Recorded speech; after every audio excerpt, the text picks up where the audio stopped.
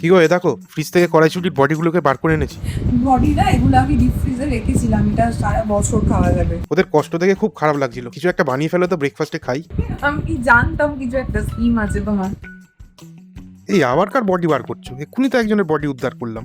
পনিরের চৌকো পনির খুব কমন হয়ে গেছে, তাই আজ একদম ত্রিকোণ করে কেটেছি। এ তো মশা মারতে কামান দেখেছো? হাতের কাছে যা পেয়েছি। তা বলে পনির কয়েকটা চাপড়। পনিরগুলো তেলটা সাদা, কিন্তু কড়াটা তো কালো, তাই বুঝতে পারছেন না। চিমটি করে হলুদ, লঙ্কা আর নুন ছড়িয়ে দেবো। পনিরটা ভাজবো গোল্ডেন করে, তারপর উষ্ণ নুন জলে ডুবিয়ে রাখবো। পুড়ে গেলে জলে হাত পা ডোবাতে হয় জানতাম, পনিরও ডোবাতে হয় আজ দেখলাম।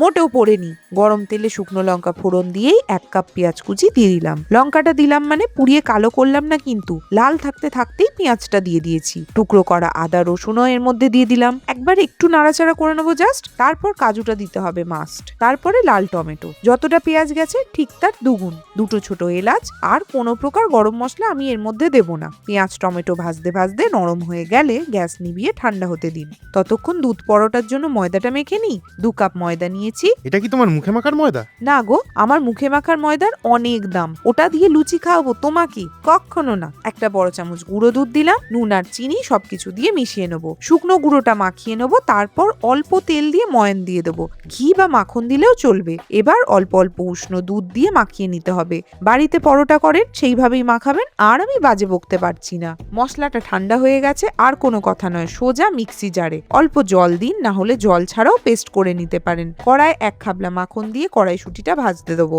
আঁচটা কিন্তু এই সময় কমিয়ে রাখবেন, না হলে কড়াইশুঁটি প্যানে কম আর সারা রান্নাঘরে ছড়িয়ে পড়বে। এটা ভেজে 1 গামলা মুড়ি দিলেই তো খেয়ে নিতাম, বেকার এত খাচ্ছ কেন? তুমি এই কথাটা আগে বলনি কিন্তু। পিউরিটা রেডি হয়ে গেছে, কড়াই ঢেলে দিলাম। সাথে একটু জল, কাশ্মীরি লঙ্কা, জিরে গুঁড়ো আর গরম মশলার গুঁড়োটাও দিয়ে দেবো। কষিয়ে তেল ছাড়লে পনির দেবো, তার সাথে কাসুরি মেথি। রান্না শেষ। গ্যাস বাঁচলো কিন্তু তোমার অনেকটা। হ্যাঁ, এবার পরোটা করতে গিয়ে আরো গ্যাস বাঁচবে।